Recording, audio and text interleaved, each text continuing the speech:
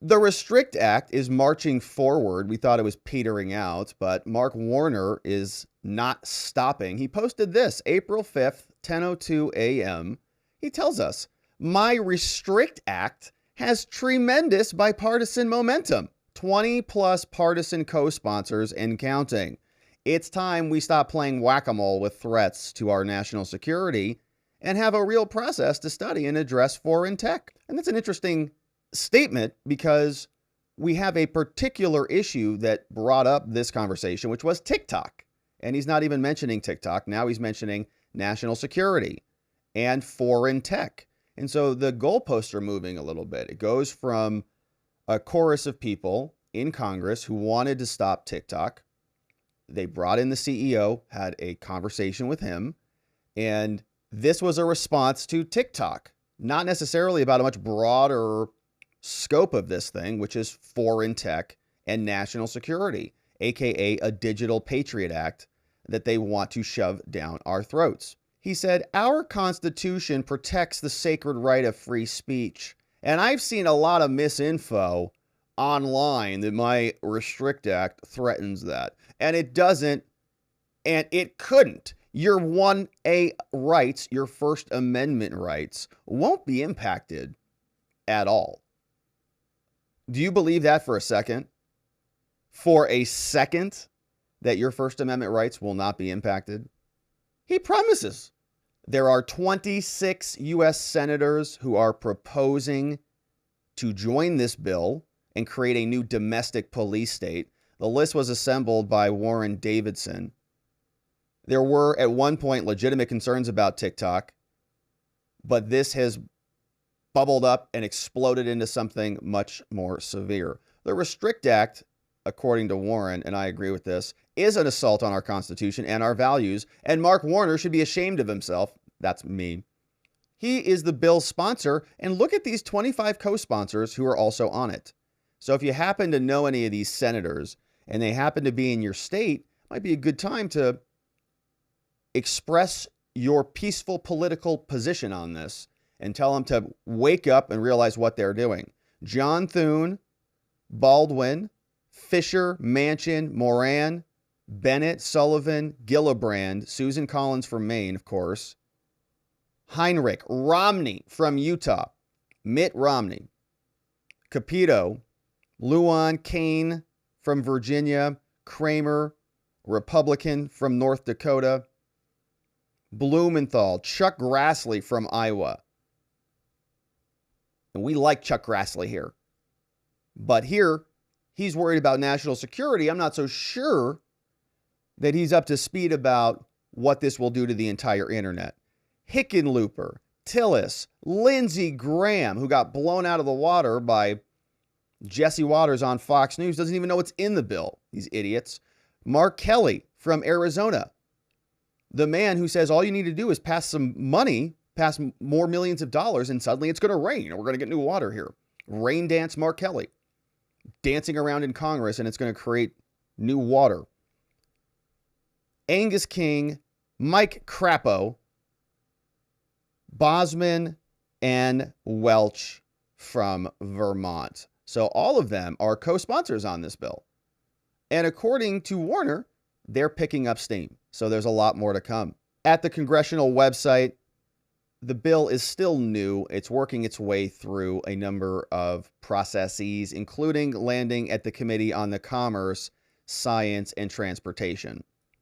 Latest action on this, if you go over to the congressional website, you can see not much has been going on.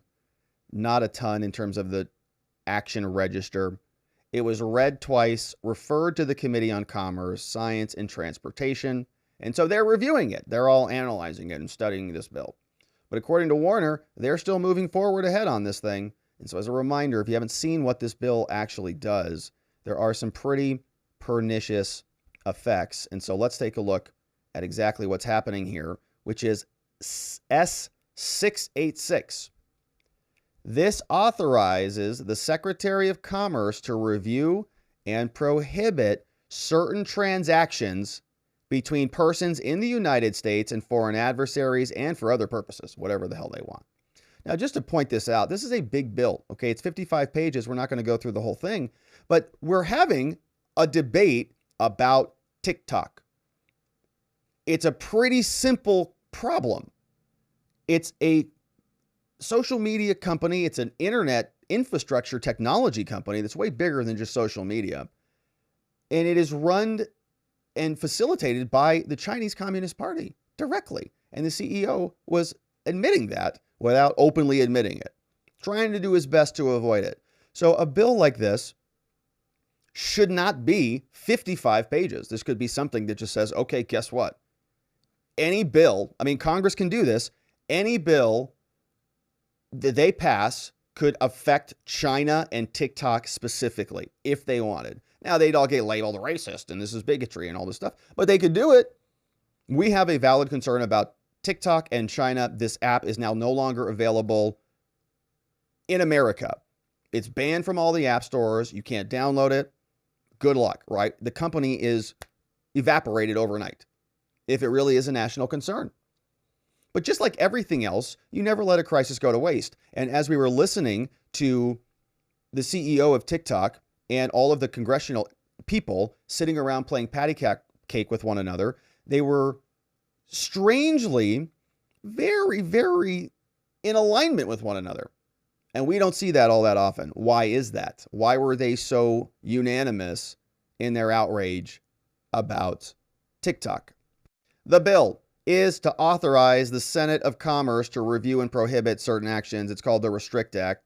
Now, in this act, they define for us a number of definitions, including what classified national security means, including what are covered holdings, and what might be a covered transaction. Covered entities. Who is subject to this bill? Non-evasion. You're not allowed to evade any of these rules. And look, they're even referencing the Patriot Act in the very bill. The term critical infrastructure has the same meaning given to the Patriot Act. You see that there? So after 9/11, they rolled out the Patriot Act. After TikTok, after COVID, after Trump's election, after all of these things, the internet is very dangerous. And they need to get control of it. This is what they're rolling out. The term entity means any of the following, basically everything. Joint venture, labor unions, partnerships, corporations, joint ventures, any trusts, fraternal organizations, social organizations, everything is considered within the scope. Executive departments, including China, is mentioned here. Okay, so here we go.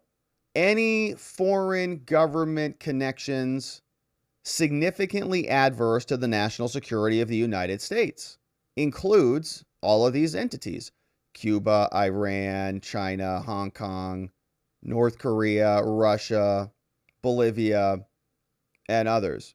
The term applies to all of these holdings.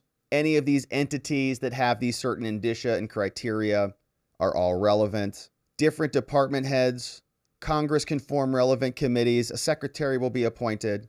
Now, in general, they say that the secretary, in consultation with all of these other people, is authorized and shall take action to identify, deter, disrupt, prevent, prohibit, investigate, or otherwise mitigate, negotiate, enter into, and enforce any mitigation measure to address the risk, any risk arising from any covered transaction by any person with respect to any property subject to the jurisdiction of the United States.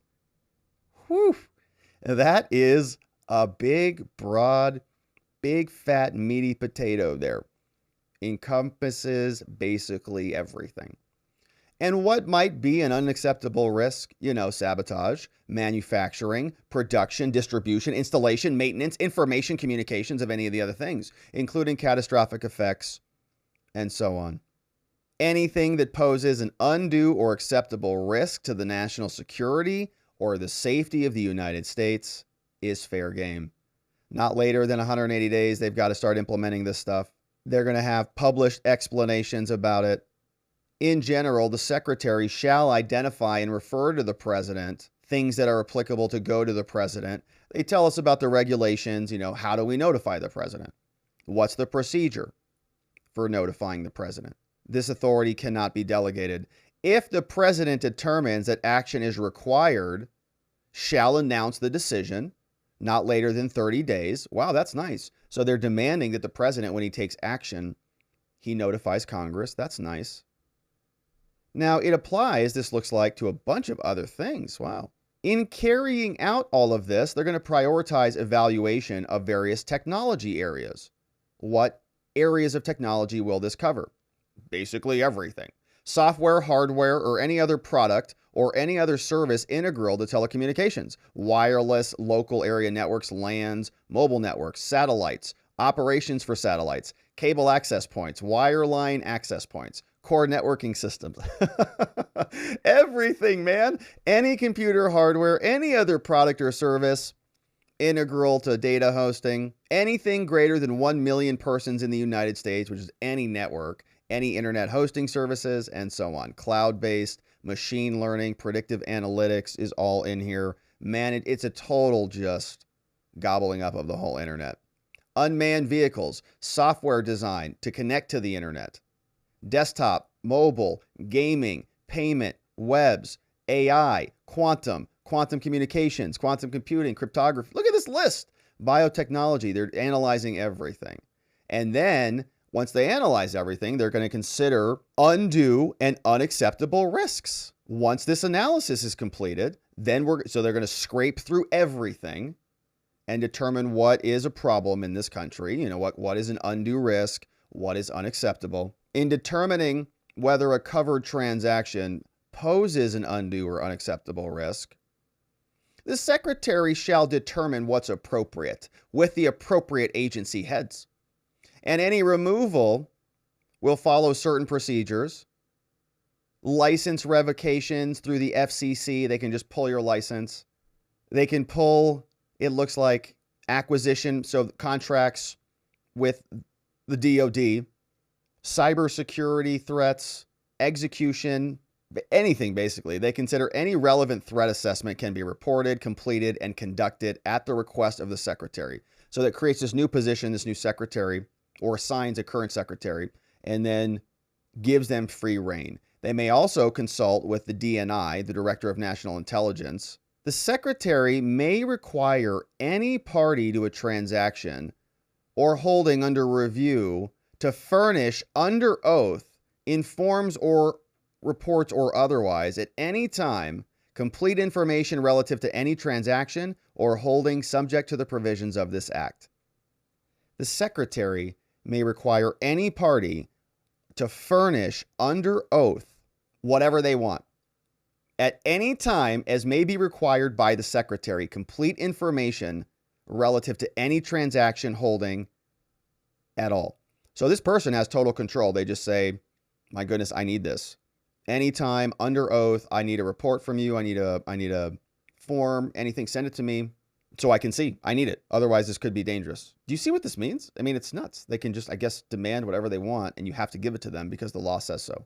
In carrying out this act, the secretary may require that the reports are submitted, require information, conduct investigations, hold hearings, administer oaths, examine witnesses, receive evidence, take depots, order subpoenas. Insane. Whatever they want to do. Now, this is enforcement. Section 10 enforcement. The president shall rely on the secretary and the heads of other agencies to conduct investigations of violations of any authorization or mitigation measure or prohibition. So all of the other agencies are going to be permitted to use this act to go hog wild. In conducting investigations, federal agencies exercise such authority that's conferred upon them by federal law, and officers and employees of these agencies, so the new federal internet police, the oversight police, are now authorized to conduct investigations under subsection A. And here's what they can do. They can inspect, they can search, detain, seize, impose temporary denial orders with respect to items in any form or conveyances on which it is believed that there are to have been items that are being imported or in violation of the U.S. law, any other applicable law. Require, inspect, obtain books, records. These are what the cops can do, these new internet police, whatever they want.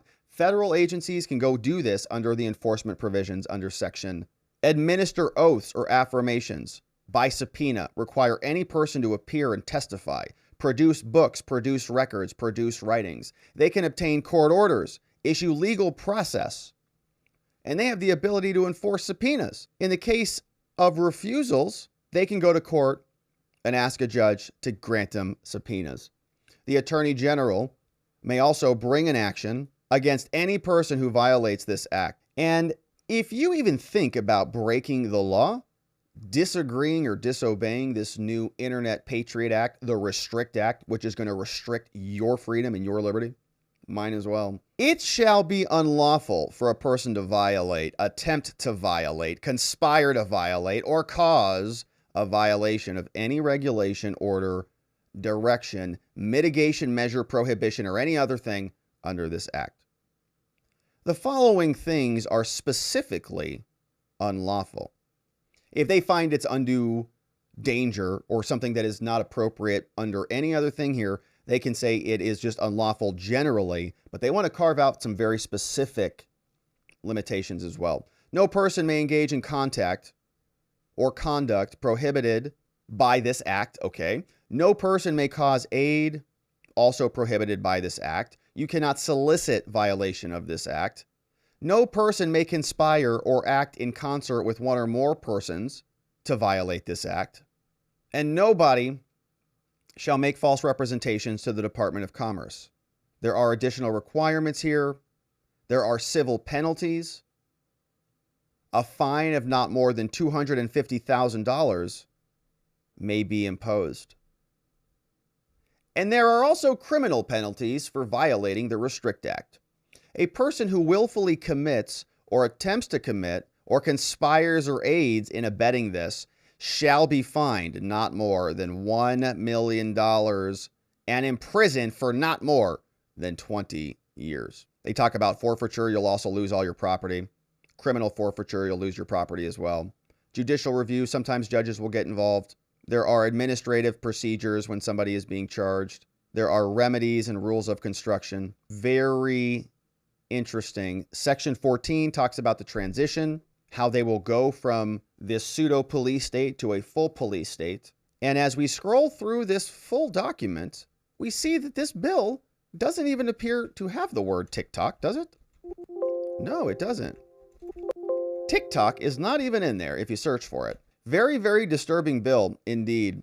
The idea that they can just unleash federal agents with what appears to be unlimited power to do whatever they want, to go after anything that might be unduly harmful towards America, according to some bureaucrat somewhere, is scary as heck. And the fact that we have all of these people who would sign on to this, Warner, Thune, Baldwin, Fisher, Manchin, Moran, Bennett, Sullivan, Gillibrand, Collins, Heinrich, Romney, and Capito, all should be ashamed of themselves for trying to take over the internet and secure their power indefinitely, because they'll take full control of the conversation.